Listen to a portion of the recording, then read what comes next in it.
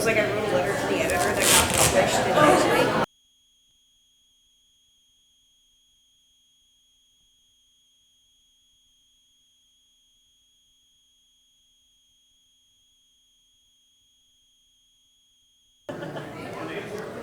Welcome everyone, thank you for being here. For those visitors to Maricopa, welcome to the great city of Maricopa. On behalf of InMaricopa.com and the Maricopa Monitor, I want to apologize for the feedback. And again, also welcome you to Maricopa. There are, if you haven't already seen them, there are samples of both the Maricopa Monitor as well as in Maricopa News and in Maricopa the magazine back in the lobby area. We have several elected officials here with us in addition to some of the folks who are you're going to meet later. So I'd like to recognize and welcome the Honorable Scott Soley, who I think I saw earlier. Judge Soley, welcome. Councilman Leon Potter is here. Councilman Potter. And Councilmember Julie Gussie. So thank you all for being here and for your service. And if I missed somebody, I apologize. I'd also like to thank Maricopa Unified School District for allowing us to use this wonderful facility. We are also recording the function this afternoon, so you'll get to have the opportunity to see it again and also tell your friends and they can check out the action too before Election Day. In addition to that, I certainly want to thank Adam Gobb, the managing editor of the Maricopa Monitor, and Christian Gibbons, the editor of InMaricopa.com, for their efforts in putting this together. They will be our moderators today as well. And also, of course, I'd be remiss if I didn't thank our candidates who are here for not only being here, but also for putting themselves out there and their willingness and desire to serve our city, our county, our district, our state, and our country. We really appreciate them and their efforts, as well as their campaign managers. Pardon me, I could just get choked up. So emotional. Anytime I talk about campaign managers. But there are a lot of folks behind the scenes for what these guys are doing. They're certainly working their tails off, especially this time of year. But the campaign managers and their teams that are helping, kudos to them for their efforts as well. And most importantly, thank you guys for being here. One of the pillars of what makes America great is an informed electorate and voters, and so certainly you guys are proving that by being here this afternoon and taking part of your Saturday to learn about these candidates, learn about the issues, and make some educated decisions. So thank you all. And with that, I'd like to bring up Mr. Gobb and invite any of the congressional candidates who aren't already up here to join us. Thank you very much.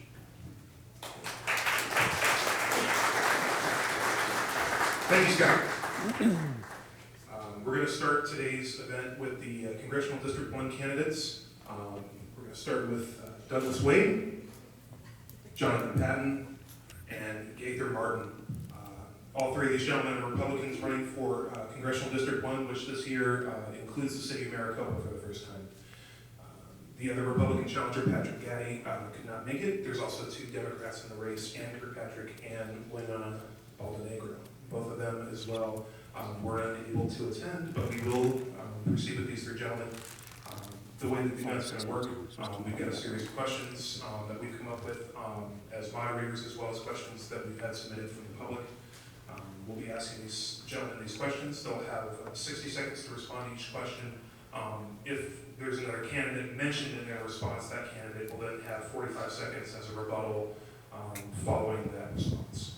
At the end, each candidate is going to have 3 minutes to give a closing statement to kind of make their pitch for why they should be your representative. And at that point, they'll go to the podium for that. For the beginning of the event, we'll be seated up here. With that, we'll go ahead and get started. The first question that will go to all of you, and we'll start with Mr. Wade, will be, here's the question, we're in Maricopa, don't forget. With a wide range of city types in this district, and with Maricopa being a new part of the Congressional District 1, how do you plan to ensure proper representation for our residents in the area, as well as the whole district? Christie, as you know, it's a huge district. It encompasses almost half of the state of Arizona. And in the last 5 or 6 months, I've been putting on tens of thousands of miles going to every small town in this district. I have to apologize to you, though. This is my first time in Maricopa. And that's partly because I had not been invited to anything here. There hadn't been events here, but I've been to several in Casa Grande and Oro Valley and Saddlebrook and Safford and everywhere else. So my apologies. This is the first time meeting you folks here. I'm also a small businessman, and I do still run a small business. So in addition to running my own construction business, I'm also running for office. And that's partly why I haven't been able to get around as much as some of the other folks. But in terms of representation, as a small businessman, and I've been in the private sector in Arizona for 39 years, I have not worked for government, but I've worked with government in the corporate world and in my small businesses. I'm very aware of, and I would truly represent you folks and the people. Thank you very much. I'm happy to repeat the question for Mr. Paton. With the wide range of city types that you have in this district, how are you going to represent Maricopa and the rest of the district? Thank you very much. It's Paton, but as long as you recognize it on the ballot, that's okay. I've been to Maricopa quite a few times over the last several months. I went to the Hickman Farms facility. I went to the biofuels plant here. I went on a tour of Maricopa with your former mayor. I've pretty much been all over the place and visiting people, and the concerns that people in Maricopa have are fairly similar to the concerns that they have across the state. And that is that we have right now a serious problem with jobs, and you can only look at the crisis that people are suffering from here in this area with the mortgage industry collapse. You see the foreclosures, you can see all of that. But despite all that, Maricopa is still growing. It's still, I think, on a positive path for success if the government doesn't get in its way. And I want to represent this area by simply doing as much as I can to take the government out of your lives as much as possible. And I saw I'm out of time. Thank you so much. And now your turn, Mr. Martin. Do you want me to repeat the question? No, that's okay. Thank you. Thank you. First of all, I want to thank everybody for coming out today. I think it's important that we all do what we can and do our part, and even the young kids that are here in the crowd who could be at home watching cartoons, they're here today, and I think that's very important, and that shows how important the issues are this fall. So as I look at representing this district, the issues here in Maricopa are not unique to Pinal County. As we look at the issues of water, as we look at the issues of jobs, as we look at issues of overreach by the EPA, these are all issues that your congressman can have a direct impact on making sure that we remove the government from your individual lives, take them away from violating your rights, and do what we can, what I can as your congressman, to spur business through lowering the corporate tax rate, through making sure that we do everything we can to make sure businesses can thrive, that they can move forward, that we can infuse the housing industry, and we can make sure that Maricopa can continue to grow and continue to thrive in the way that it has in the past. Thank you. Thank you, sir. Let's go on to the next question. We'll start with Mr. Payton. How important is the Great Separation Project on Arizona 347, which for those of us that are here in Maricopa, it's something that's been talked about and discussed for a long time. But how important is that for you as a congressman, and what steps could you take to help get that project funded? Well, I think it's a scandal that Representative Grijalva, when his time in office representing this area, didn't get a lot done on that project. I think that your member of Congress is the one person that's going to be standing up for you.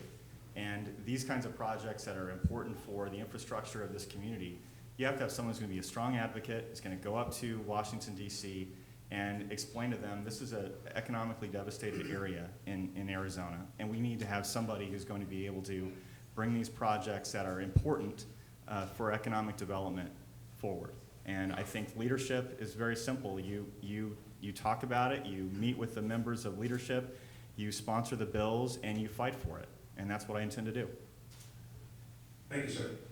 We'll go next to Mr. Martin. Sure.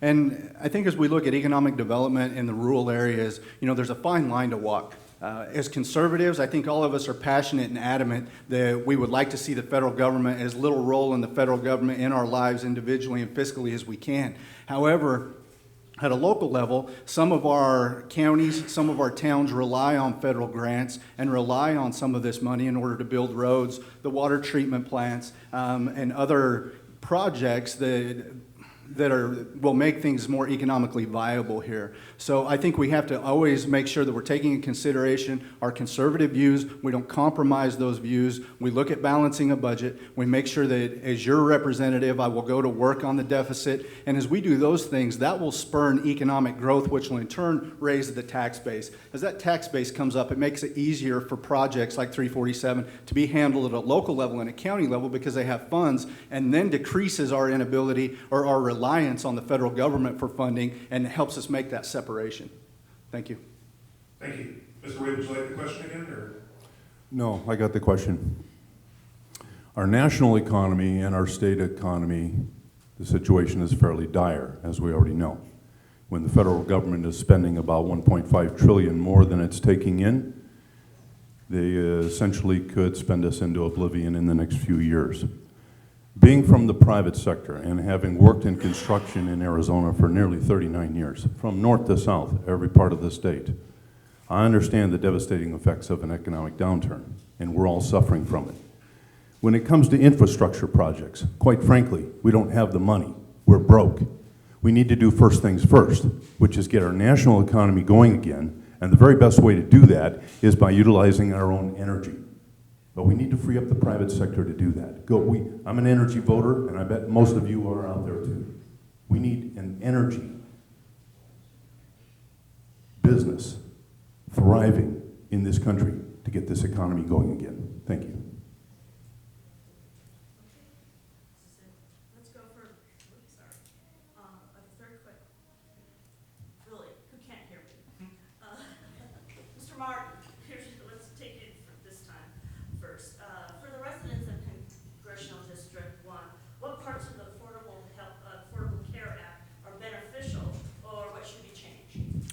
Well, I think we need to, from the beginning, as Governor Romney has committed, as I would commit, one of the first orders of business when we get to Washington is repealing what we know as Obamacare.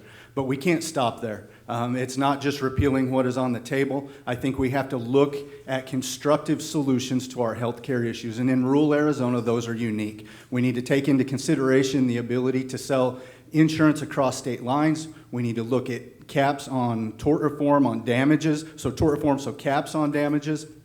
Those are two items. We need to take into consideration how pre-existing conditions can be taken on, and viably taken on, financially taken on by insurance companies. And we need to make considerations in that nature, not just a carte blanche mandate on individuals and on businesses as to how we're going to run our healthcare system. So there are unique needs. We've reached out to healthcare providers in the district and will continue to do so to identify those unique needs here in CD1. Thank you. Thank you. Mr. Wade, your turn. In Congressional District 1, for your constituents, what's beneficial about the Affordable Care Act? What needs to be changed? There are obviously some parts in it that are beneficial to folks. I was on the phone with a friend lately who said that their son, who was 21 years old and injured, would not be under his own policy if it were not for the ability to carry children on your policy until you're 26. And he said that was a godsend to him, saving his tail. The other thing, of course, is the denial of coverage to people with pre-existing conditions. And that's something we should have addressed, decades ago. It's a shame that we went decades without addressing these health care and health insurance issues. As far as the Affordable Care Act is concerned, I think it will employ hundreds of thousands of new bureaucrats, but in the long run, cost us all tremendously more in taxation. I really believe that. And being a private sector guy, it's very difficult for me to even consider hiring more people at this point in time. Mr. Paton, question to you. I would say that the more than probably any bill in the last 20 years, this bill, in my opinion, has really devastated businesses and it's created a lot of uncertainty I think that what I look at and what I think our country needs is to lower healthcare costs. And when I look at actually what the bill does, it doesn't do that. It doesn't lower costs or competition. You can buy your auto insurance across state lines, but you simply can't buy health insurance across state lines. You can look at the fact that there really isn't any meaningful tort reform in this bill.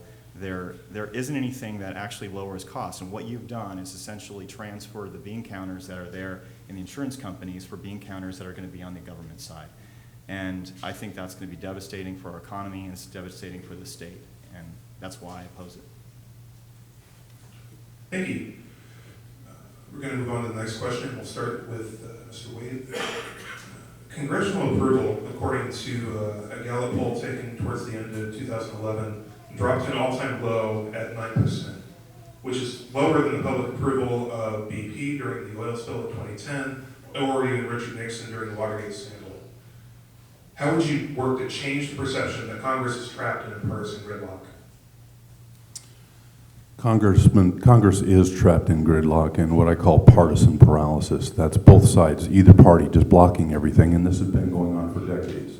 So no wonder they have the lowest approval rating in our recent history. But it can be improved upon, and some of the things that I think that are necessary to improve upon it are, for one thing, term limits.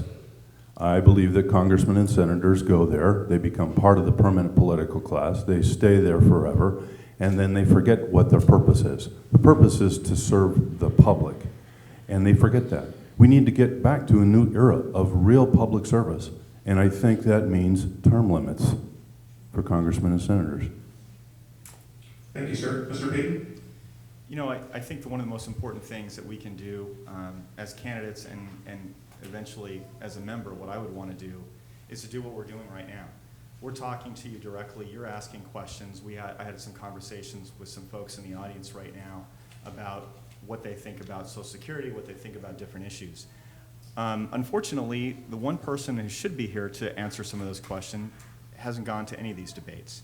And I feel like that's why people don't trust their members of Congress, because they're not able to ask them questions, they're not able to talk to them directly. I've gone all throughout this district talking to people just like you, asking you questions. Sometimes you agree with me, sometimes you don't, but I'm listening to what you're having to say. And I don't think that goes for some of the people who aren't here today. And I think that's why Congress's approval is so low, is because they're not listening to people. And I believe that that's my job, is to listen to you, find out what you think, and take those values and those ideas back to Washington, D.C. Thank you. Mr. Martin? Sure. I think it becomes a matter of who do you face? Who are you facing? Do you face the people? Do we face you? Or do we face our colleagues back in Washington? Are we more concerned about what our peers think, what people have to say in Washington, than we are about those who we represent and who we face? That's the first thing that I would point out in looking at how we change the perception. The other thing that I would point out, the second thing, is electing officials, our public representatives, who are not only willing to address the question of what is legal, but what is ethical and what is moral. Constantly, we see this line breached by people who will say, it was legal, I can do it because it was legal. But we have to ask, is it moral, is it ethical? And until our elected officials, until we are willing to step up and elect people who are willing to ask those types of questions, who are willing to not be influenced by special interests just because it's legal, then the climate in Washington will continue to change. And that's what I'm committed to as your representative. Thank you. Thank you. Mr. Wade, let's put this next question to you first. As a representative of Congressional District 1, do you have a role in bringing jobs to the district? And if so, what is that role? And if not, why not? Absolutely a role. As a congressman, you represent about 710,000 people in this Congressional District 1. That's a lot of people. And it is a district. It's a rural district that's been hammered hard by this economy, and the unemployment is tremendous. What's going to bring jobs back to America is a thriving economy again. And how do we get to thriving? We all want to thrive. We don't want to be dependent on government. We enjoy our freedoms and our liberties. But the only way we're going to do that is to cut loose the free enterprise economy. That means getting big government out of the way and reducing legislation and regulations. get the small businesses to thrive again, and reduce taxation, and encourage small businesses to thrive with tax incentives.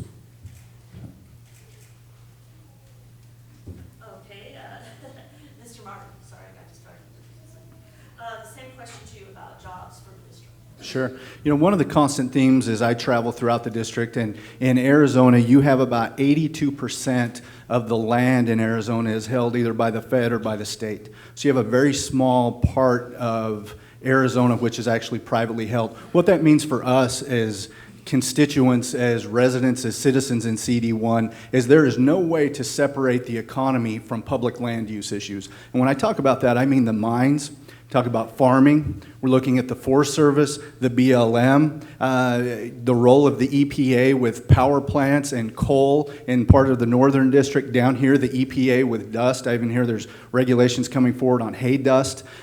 Those are things, when we talk about public land use issues, that directly includes your congressman. It includes someone who will be responsible, who will go to Washington, who will fight the bureaucratic mess that is there in order to make sure that our public lands are used wisely, that we're wise stewards, but that we can also benefit economically. Thank you. And let's finish with Mr. Payton. Well, some distance from here, there's a place called Resolution 9. And the only thing that's standing in the way of Resolution 9 bringing 3,000 jobs to this state and to this county is the federal government. You go, you look at the Maricopa, you go all the way down south to Marana. They're worried about the PM10 regulations with the EPA. They're concerned about the Navajo generating station shutting down where they're not going to be able to get water or power, et cetera. And you look at the timber industry that was basically shut down by the federal government in the White Mountains. And all that's holding us back right now are people or bureaucrats in Washington that don't represent this area. And the job of the member of Congress is to do this, is to stand up for you and say, we're not going to take this. My job is to stop them from overregulating you so you can have jobs, so you can live out your lives and have prosperity in this community. That's what's holding us back, and that's what I think the job of the member of Congress should be.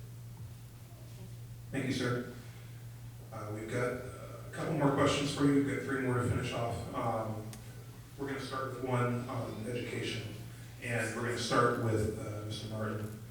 What do you see as the federal government's role in education, and how can it change to help better our schools? Very little to none would be my response. As we look at a Department of Education that is completely overreached into our education system, there's no one that can argue in my mind that the way this school that we're sitting in today should be run the same way as an inner city school in Chicago or Detroit should be run, I think is ludicrous to make that argument. Issues of education and issues across the board are better handled at a local and a state level. So as I look at the role of the Department of Education, I think it should be a role, if there is one, of simply providing suggestions. Unfunded federal mandates that do not make sense are putting a financial strain on our counties, on our school districts, and on our states. So when I look at that role, again, I think it should be decreased, it should be minimized, and these issues and these questions, which are very, very important issues and questions, should be handled at a state and should be handled at a local level and funded that way, not by overreach from the Fed. Thank you. Mr. Wade? The Department of Education is wasting tens of billions of dollars every year. I think we could just close it down and send that money back to the states where it could be better utilized in education. My grandmother taught in the public school in Lafayette, Indiana, and she helped raise me. But it was before the public education system was unionized. I think that's another problem. Nothing wrong with public education and public education teachers, except that education is flatlined for about 30 or 40 years. It hasn't improved. We have a much higher rate of dropout. Education has not improved in the last 30 or 40 years. I think it's time to try 50 states of innovation and go to charter schools and private schools for competition. I think it would really open things up, and we should reduce the power and control of the NEA and the public sector teaching unions, because they use tens of millions of dollars every year to buy politicians and buy elections. Thank you. We'll finish with Mr. Payton. Every single dollar that we spend right now in education from this state, or every single tax dollar that we give to Washington, D.C., basically we're donating that money to Washington, D.C., and we're getting less back as Arizonans. And every single dollar that we give could be better spent in our own schools, or better yet, by parents to decide what their own children's education should be.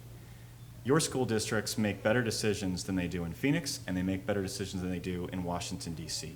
Why are we going through a massive bureaucracy up in Washington, D.C., when you should be able to control that money? As parents, as people who can vote in school board elections, you can talk to the teachers, you can talk to the parents, you can talk to the administrators at the school. You should have the control of where that money goes, and not the bureaucrats in Washington. We give more money every year than we ever get back. And that isn't fair. And that's not fair for the 1st Congressional District, and it's not fair for Arizona, and it's not fair for most Americans. Thank you. Okay, we'll start with Mr. Martin. This question is kind of a long question. It comes from the Alliance for Retired Americans. Today, the share of total national wages covered by Social Security and subject to withholding has declined from 90% to about 83% because earnings have grown more rapidly for high wage earners. Would you support returning the wage cap to the historic level of 90% of payroll as a measure to support the long-term fiscal solvency of Social Security? As we look at the issue of Social Security going forward, there's no doubt that it's a big problem to tackle. And we need to look at precise solutions like returning the solvency of the ability of the Social Security Administration to manage their own money and not having the government, other government agencies reaching in and borrowing from it. Thus, it is essentially bankrupt today. But we also have to look at long-term solutions as well. We have to look at the graft and the corruption that is involved in the government agencies. We have to take a look at the potential of extending an age. I don't believe at all that folks who have been paying into Social Security for a lifetime should be penalized, that anything should be taken. We need to make sure those benefits stay in place. But people that are my age, people that are younger, that have a number of years left to work and contribute to that tax base and to society, then we need to make sure, or we need to be prepared for the idea that that age limit might be extended, that that cap might go to 68 or 70 years old before we can draw on it, if it's even solvent by then. But we need to make sure we take steps now to make it solvent, and then do what we need to do long term to continue to make sure that program's in place. Thank you. Mr. Payne? You know, it was interesting, before I came up here, I was talking to Jim and Jan about this very topic, and they've worked in the Social Security Administration for a long period of time. I would have to say that I'm 41 years old, and I'm not likely to ever see Social Security the way things have been going. The plan that they currently have in Washington is simply to bankrupt the system. We owe it to those who are near or at retirement that they should have access, they should have all the money that they put into the system. I think younger workers should have at least a choice of what to do with their own money because the government hasn't been managing it very well. There's a lot of ways that we can deal with this. There's a demographic bomb that we're facing right now. The baby boomer generation, as it enters into retirement, there's not going to be enough workers to pay for every single person. We have to come up with, I only have a few seconds left, but we have to come up with ways of making that solvent in the long run. Thank you, Mr. Wade. Social Security, bit of a nightmare, really. I'm 61 years old, so I've been thinking for 20 or 30 years it isn't going to be there when I retire.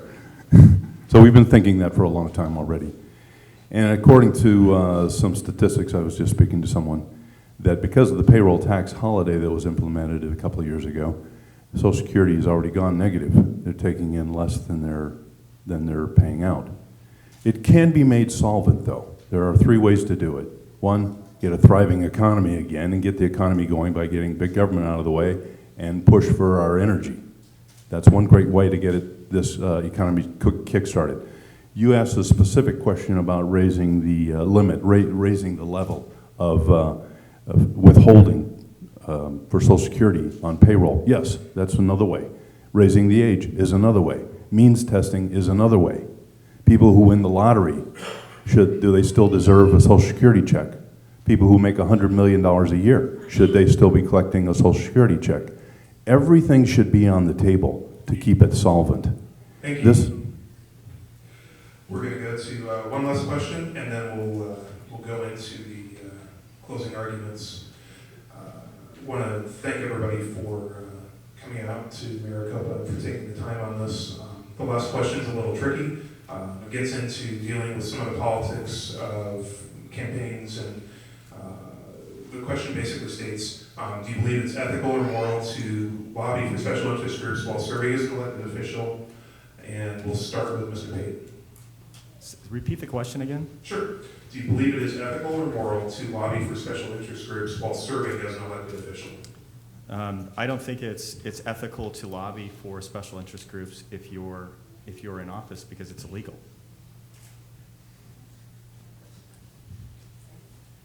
Very good. We'll go with Mr. Wade. This is the first time I've ever run for office, so I've never been a lobbyist, a political consultant, held an office in any political arena whatsoever. This is the first time. I've stepped up to this challenge because I've served this country before in uniform, very proudly, during the Vietnam War era, and I've stepped up to serve again. Mr. Payton has been a registered lobbyist since about the year 2000. He's also been a political consultant and taking consulting fees from governments. And he's also served in the state legislature for about 5 years, I believe. Personally, I don't think any politician should be lobbying while serving. Mr. Payton, you'll have 45 seconds for a rebuttal. I've never served and lobbied at the same time, and my client was actually the folks who own the newspapers for local rural Arizona.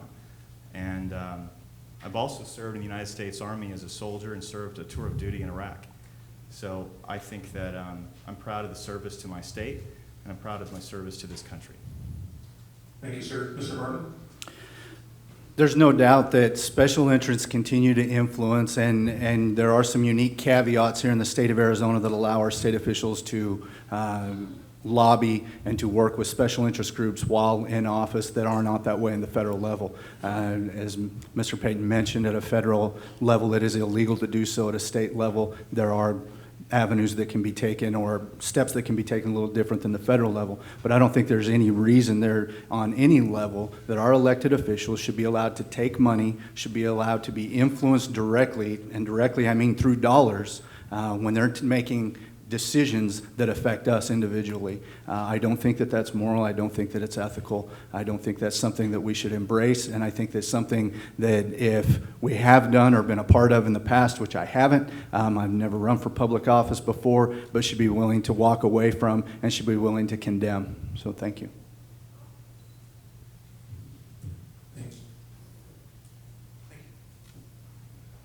We're going to move on to the closing arguments, and we're going to have the candidates go to the podium. They'll have 3 minutes, and we're going to start with Mr. Wade.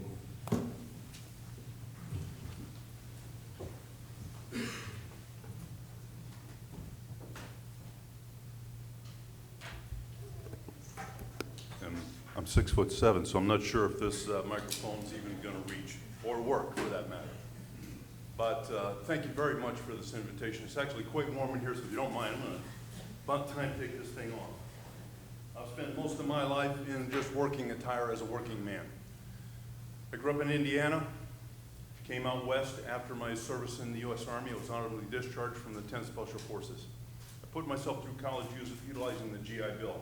But I'll tell you this, it's the only government supplement I've ever utilized. I have lived on my own, made it on my own. I didn't grow up and have it easy. I grew up from a broken home. My parents divorced when I was 11. I had 2 little sisters to help my mother raise. I started working with a paper route, and I've worked ever since. That's 50 years of working. But I've worked in the private sector. I'm a small businessman today. I run a remodeling and construction company in Sedona, Arizona. And guess what? If any of you have ever been in construction in Arizona, you know we have been hammered. You know how many people in the state of Arizona work in government? Well over 400,000. You know how many people work in construction in the state of Arizona now? A little over 100,000. It's upside down. What we've got in America right now is a very divided nation. We're divided as a people. We don't even seem like the United States of America anymore. We seem like the divided states of America. It's the reason why I've stepped up to run. I'm running as a Republican, but I'll be honest with you. I've been independent for 20 to 25 years. I'm running as a Republican because, quite frankly, you can't win as an independent. But the Republican principles are much more in line with mine. I'm a conservative first, Republican second. Quite frankly, I've been ticked off at both parties for a long time because neither have been conservative enough for me. Because if they had been, we wouldn't be $15 trillion in debt as a nation, but we are. We're divided as a people as well. We're divided in this way. We have the dependent on government class of people, talk about class warfare, versus the private sector, free enterprise, small businessman. That's me. I come from free enterprise and small business. I'm fighting. I'm up here fighting and running around the state to fight for free enterprise, liberty, and freedom. It's the reason I came to Arizona 39 years ago. Because in Indiana, they had toll roads. I came out to Arizona because they didn't. But guess what? Now we have a state legislator that wants to implement toll roads in the state of Arizona. It will be the downfall. Government keeps growing, and as our central big government keeps growing, our liberties and our freedoms are declining. Not only has our economy been in tremendous decline, but our liberties and freedoms have been in decline for decades. As an adult for 40 years, I've been watching our freedoms slip away. Why is it slipping away? Because we keep electing the same old, what I call perennial politicians, people who run for office and run for office and run for office, and they came from the same path. Thank you, Mr. Wood. That was it. My 3 minutes? Yes. Sir, Mr. Martin.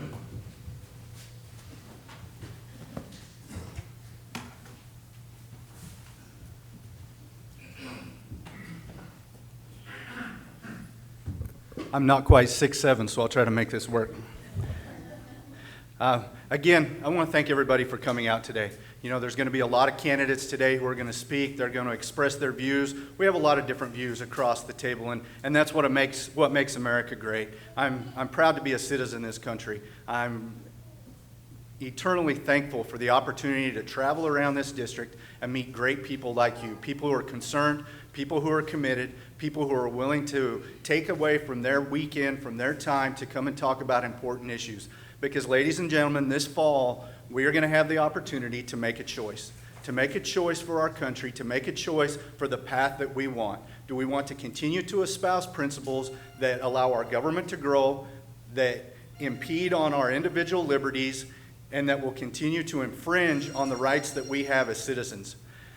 We also have a choice to make in less than 2 weeks. August 3rd, early voting starts for us in the state of Arizona. So many of you are going to get your ballots. As I look at that choice, as I look at the choice for you in deciding who is going to be your next congressman for CD1, that is a choice between a person who has experience in the private sector, someone who is coming at this not from a political career, not from a lobbying career, not from having voted for the largest budget increase in the history of the state of Arizona and put our state in the mess and the debt that our legislators have been trying to dig us out of today. I think that those are the principles that we need to focus in on, that we need to look at, that we need to take into consideration when we look at our next congressman. When you make a choice, when you check that box on your ballot and you do what people across the country are going to do. But I think in so doing, it is incumbent on all of us to be wise voters, to be educated voters. Take a chance to look at the literature. Take a chance to be educated about that choice. And if you do, it will become very clear as to what you want, what you're siding with, who you're siding with, and what you want, not just for your future, but for the future of the young kids that are here today, for the future of my children that I hope to have one day, for the future of my nephews and nieces.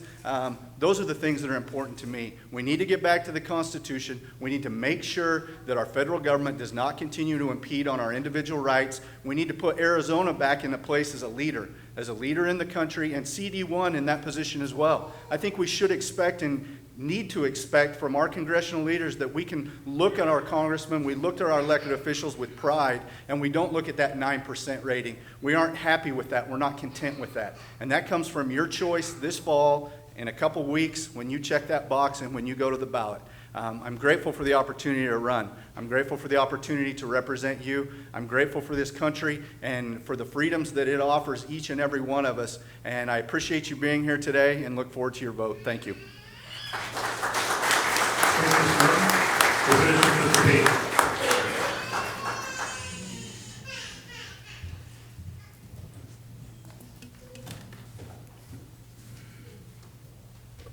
Thank you very much for having me.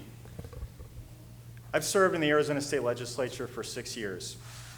And in 2006, I made the decision to leave the legislature and take a tour of duty in Iraq as a soldier. I did that because I felt that having supported the war, it was up to me to actually make an example by actually going over and fighting in it. I learned a lot from that experience. I learned a lot about leadership. I served with a lot of soldiers, sailors, airmen, and Marines, and some of them didn't come home. And I think about why they fought in the first place, and I think about the oath that they took as soldiers, and it was very simple. They didn't swear an oath to protect a president or a king. They swore an oath to protect the Constitution of the United States.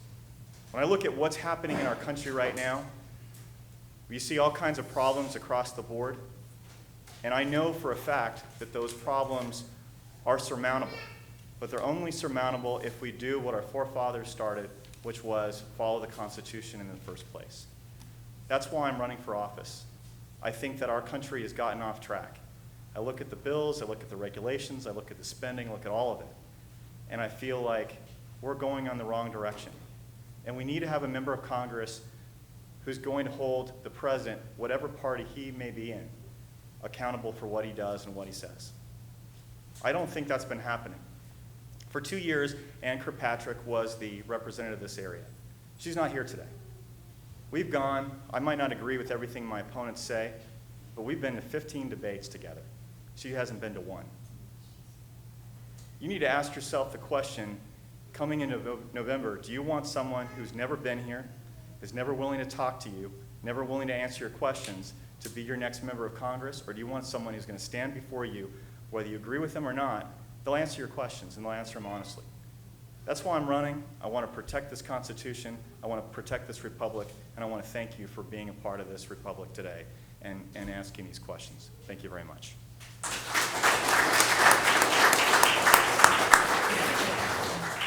Let's have another round of applause for all three of these gentlemen.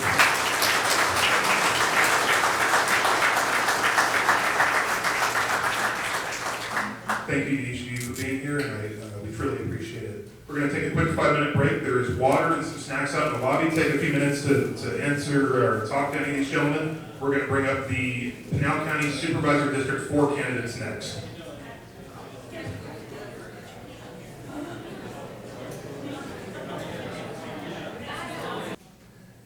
Hi, welcome everybody to our second forum. This will be our Supervisor District 4 forum. And it's my pleasure to have Nancy Disher from Oro Valley, Fred McKenzie from Saddlebrook, and Anthony Smith from Maricopa. The fourth Republican candidate for the primary, Ray Petrofsky from Arizona City, could not make it. We will follow the same rules in this one, in which they'll get questions and have 60 seconds. If an opponent is mentioned, they'll have a 45-second rebuttal. And they also have closing remarks. We also have Henry Wade here, who is a Democrat in this race, and he will give a 5-minute speech at the end. So with no more further ado, Adam will ask the first question. Thank you very much, and thank you for being here. We'll get started with the questions for the candidates. Just a quick clarification that Nancy does live in Pinal County in Saddlebrook as well. And we'll actually start with you, Nancy, on the first question. What do you see as Pinal County's role as part of the Sun Corridor? I think, and tell me if this mic is muffled, because the last speaker, it was muffled. So tell me, let me adjust my speaking. Is that good now? I don't want to be muffled or whatever. I see Pinal County as a blank slate that is just ripe to be developed. My background has been developing counties